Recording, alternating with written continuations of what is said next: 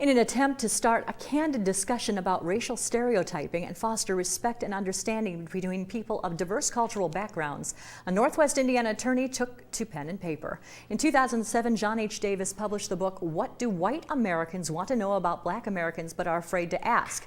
In 2012, he followed up with What Do Black Americans Want to Know About White Americans But Are Afraid to Ask?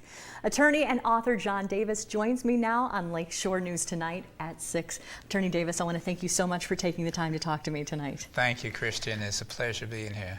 I know that you wrote these books to start the conversation, but was there a specific incident that prompted you, or is this something that you'd been thinking about for a while? No, it's something I've been thinking about for a while. And I guess I should preface that with this. Over the years, I thought about my diverse ethnicity. Actually, within 3 generations, I'm a mixture of about 4 different ethnicities. And over the years, talking to people, I was born and raised in New York City, went to law school in California, spent some time in the South, adjunct professor at A&M, and had conversations and dialogue with people about racial stereotypes. And I thought to myself, you know, where do I fall in when these various ethnicities don't get along? So there's a self-serving purpose of my wanting to write these books. And I started accumulating some material from my conversations and some research. And someone suggested, why don't you put it in a book form? So I did. The first book took me quite a while to write. The second book, not as long. I think I was intimidated because I hadn't written a book before. So the second book, I kind of breezed through. And in fact, someone I heard mention that some individuals did a research and wanted to know, was the second book of an author easier than the first? And yes, it is, because you're not as intimidated. The first book, I kept putting it down. Yeah, can I do this? Can I actually finish it? Or reading it and saying, oh, that's God, that's awful, you know. And so finally I got through it, and I said, you know, I got to get it out there. Let me ask you a question. Since your first book, I'll just take it from that perspective. Yes. What were some of the most common misperceptions, I would say, or perhaps stereotypes that you wanted to address with your first book? That's a good question, Kristen. I think what it lent it to the most prevalent type of stereotype was whether or not, well, it's 2 or 3 things, whether or not black folks can dance. You know, and then a lot of black folks have 2 left legs. And then all black people just automatically athletic. And that's another stereotype. Many black individuals can play basketball because that's the only thing you knew of in the inner city. Can you swim? You didn't have swim pools in the inner city. So you became very proficient at maybe basketball and football. How did you seek these questions? Were those things that people had asked you over time, or you had just wondered or thought that there was a stereotype, or did you have discussions with people who were white or some mixture thereof, and they were saying, you know, I've always wondered this, I've always wondered this? A combination of those things.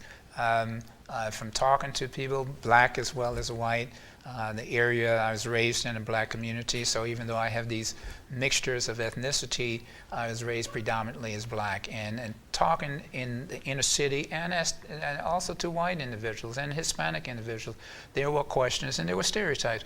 Black people always lazy, always on time or not on time. Can they handle scientific things? And for instance, the Tennessee, the Tuskegee Airmen, they were said not to have enough intelligence to fly these planes. And so those things were always on my mind. Do we have the ability? Is there anything about ethnicity that blocks us? There was something written by a Murray, one of the authors of the Bell Curve.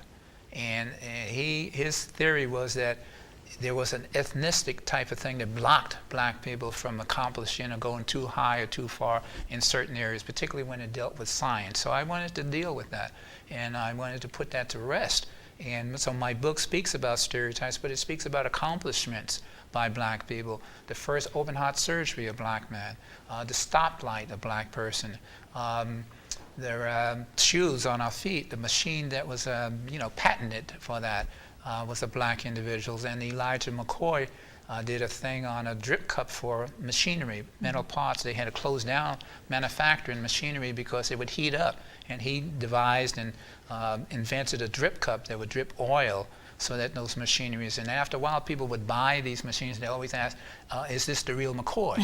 And so that's where that term real McCoy came from, Elijah McCoy. I want to ask you a question. I know I could talk to you about this for hours, but Yes. what I want to say is, do you feel that in putting this down, you have done something to further this discussion? Do you feel like you have seen tangible results from your putting these words on paper? Yes and no. I haven't had the opportunity to do a canvas throughout the country, but I hear things that came back to me based on doing book signings, based on Jerry Davidge did a full-page Tribune article, and the response from that showed that it began to open up dialogue. So at least it's starting a conversation. Yes, exactly. Attorney Davis, I want to say thank you so much for taking the time to talk to me this evening. I really appreciate it. Thank you, Kristen. You are very, very welcome.